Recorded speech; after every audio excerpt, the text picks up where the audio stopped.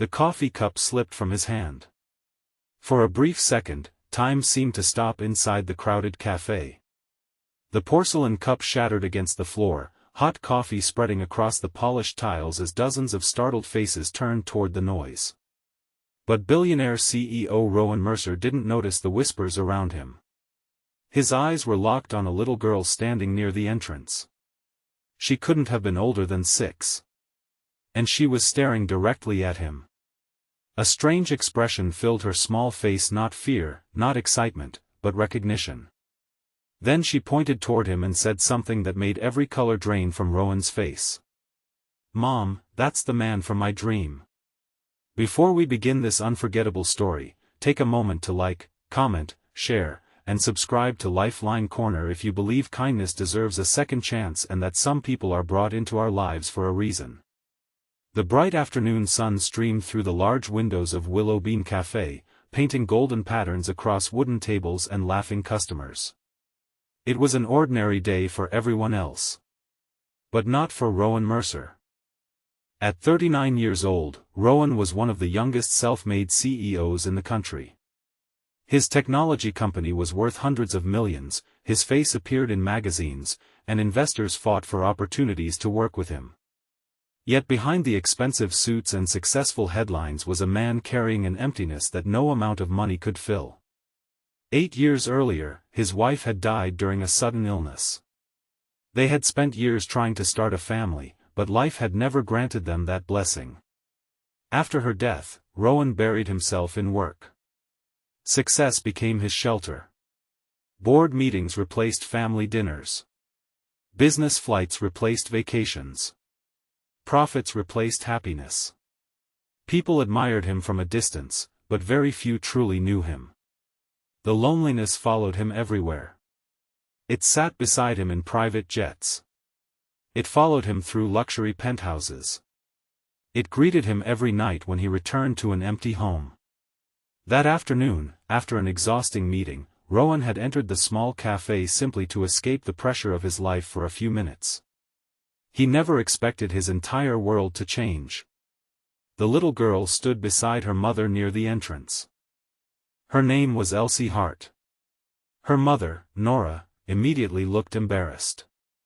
She gently lowered her daughter's pointing hand and offered an apologetic smile toward Rowan. Most people would have laughed off a child's imagination. But Rowan couldn't. Because the moment he saw the girl, something deep inside him stirred. A feeling he couldn't explain. It was as if he had seen her before. Not somewhere specific. Not in a photograph. But somewhere far deeper. Like a forgotten memory trying desperately to return. Nora guided Elsie toward an empty table and quietly sat down. The cafe slowly returned to normal. Yet Rowan couldn't stop glancing toward them. He told himself it was curiosity. Nothing more.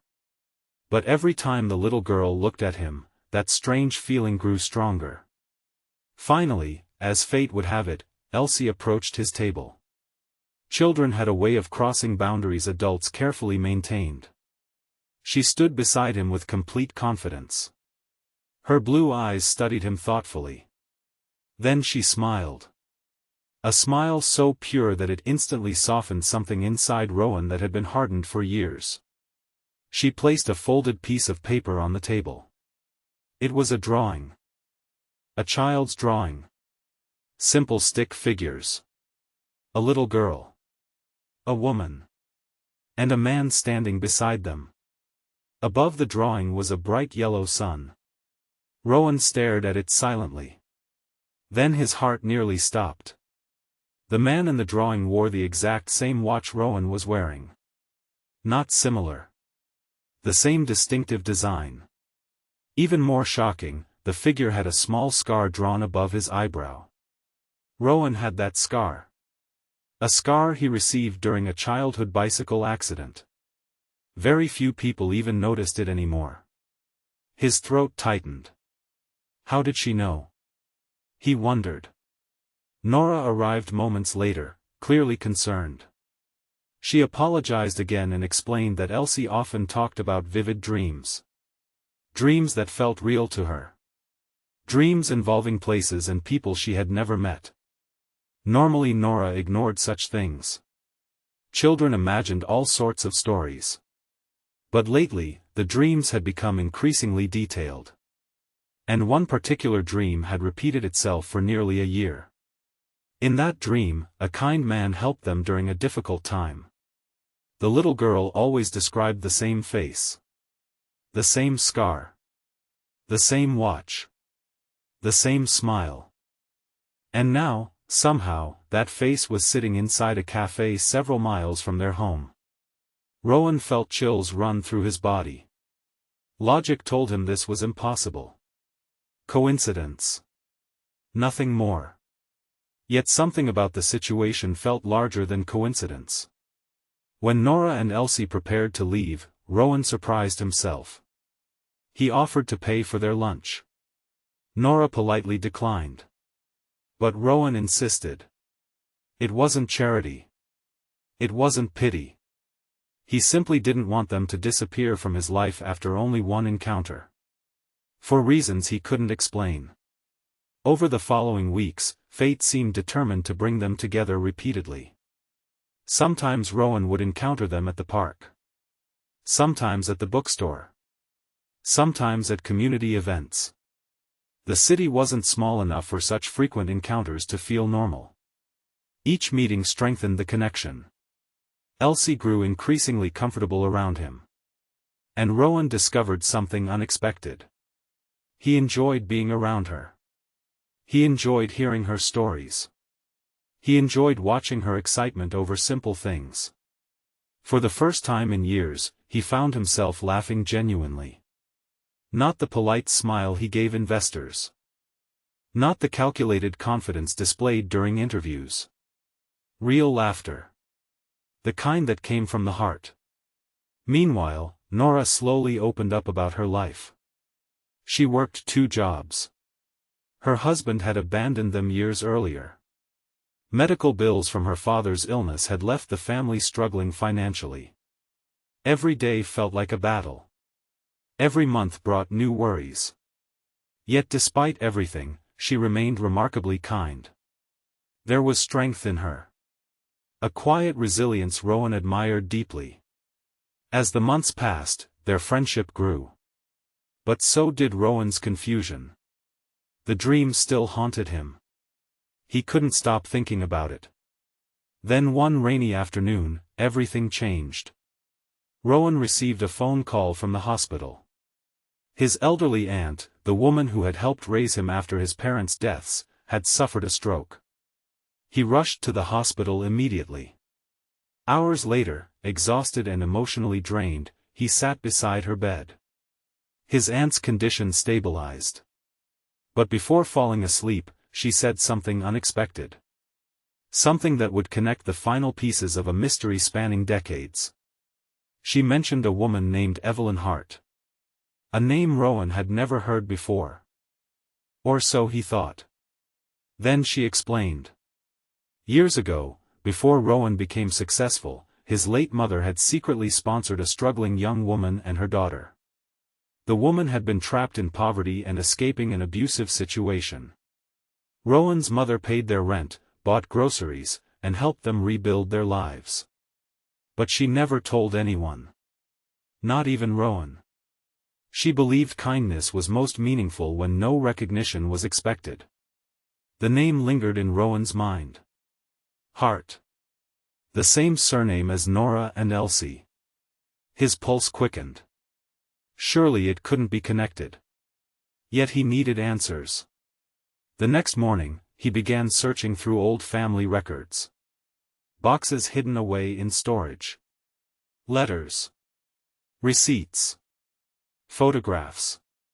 And finally, after hours of searching, he found it. A faded photograph. His mother standing beside a young woman. And in the woman's arms was a baby girl. Written on the back was a short note. To Evelyn and little Nora. Every family deserves hope. Rowan stared at the photograph in disbelief. Nora. The same Nora. The woman he had met in the cafe.